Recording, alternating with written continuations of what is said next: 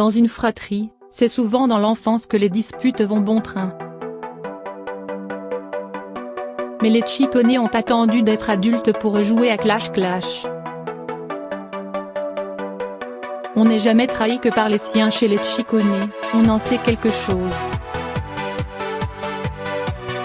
Louise Veronica Ciccone, bientôt 60 ans, elle est née le 16 août 1958 à Bay City, dans le Michigan, plus connue sous le nom de Madonna, n'a jamais eu peur de multiplier les ennemis. Elle met dans le même sac Donald Trump et Marine Le Pen, qualifie Sharon Stone de médiocre, Lady Gaga de copieuse et a été en guerre contre Elton John et Janet Jackson. Mais son opposant le plus féroce, elle l'a trouvé dans sa propre famille. Car celui qui a sans doute critiqué la Madone avec la plus grande virulence s'appelle Christopher Ciccone. Son lien avec la chanteuse, celui de frère cadet et ultime détracteur.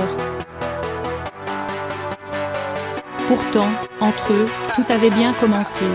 Séparés par 2 ans seulement, soudés par une enfance compliquée, entre le décès de leur mère, les relations conflictuelles avec leur père et son remariage mal accepté, ils ont été longtemps inséparables. Et leur complicité n'avait en rien été entamée par la notoriété de Madonna. Bien au contraire. Son homme a tout fait. Avec les premiers succès, Christopher devient son assistant, metteur en scène, habilleur, danseur, maquilleur, décorateur. Bref, son homme a tout, mais vraiment à tout faire. Sauf qu'un couteau suisse peut être à double tranchant. Car, dans l'ombre, Christopher Ciccone accumule les griefs et fourbit ses armes. Résultat, le terrain est tellement miné qu'il ne peut manquer d'exploser.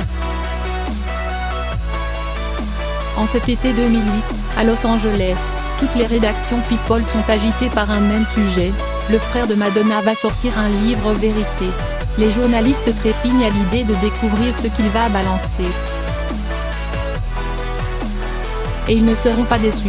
L'ouvrage est un brûlot, terrible pour la reine de la pop et de la com, que l'on avait parfois cru inattaquable. Au menu de Ma sœur, la plus grande star du monde, un portrait sans concession de la blonde. Christopher la dépeint comme prétentieuse, dure, ingrate et caractérielle. C'est tout? Non. La Material Girl serait aussi radine, logeant son frère au rabais sur ses tournées ou refusant de le payer après lui avoir demandé de décorer sa maison sur Sunset Boulevard, à Hollywood.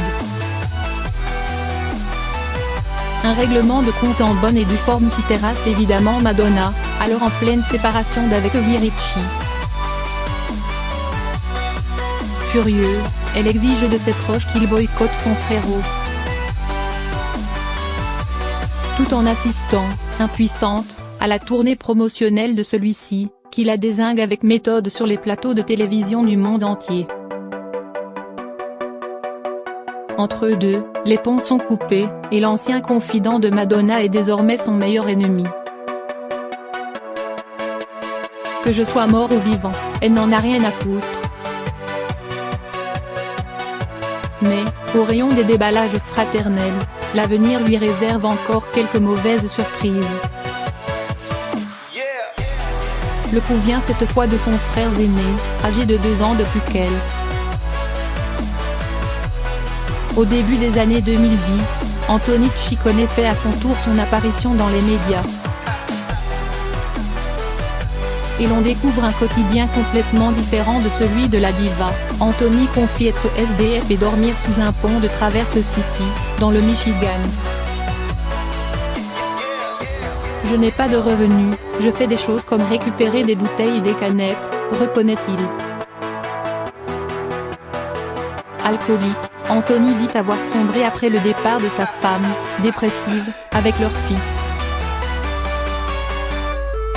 Des explications qui ne visent pas directement Madonna, à laquelle il se dit de toute façon étranger, sans toutefois l'épargner, que je sois ou mort ou vivant, elle n'en a rien à foutre. Elle vit dans son propre monde. Je ne l'ai jamais aimée de toute façon, elle non plus. Des déclarations qui font le tour du monde, avec un effet dévastateur sur la réputation de la star, dont la fortune est alors estimée à plus d'1 milliard de dollars. Comment a-t-elle pu laisser son frère dans la rue, malgré leur animosité? Si généreuse envers les œuvres caritatives, ne devait-elle pas commencer par les siens? Ces questions feront l'objet de quelques articles. Et Anthony Ciccone a beau avoir retrouvé un toit, fin 2017, après 7 ans passés dans la rue, le mal est fait. Car, de cette guerre familiale, l'opinion a surtout retenu une chose à propos de Madonna: pour une vraie sœur, c'est un faux frère.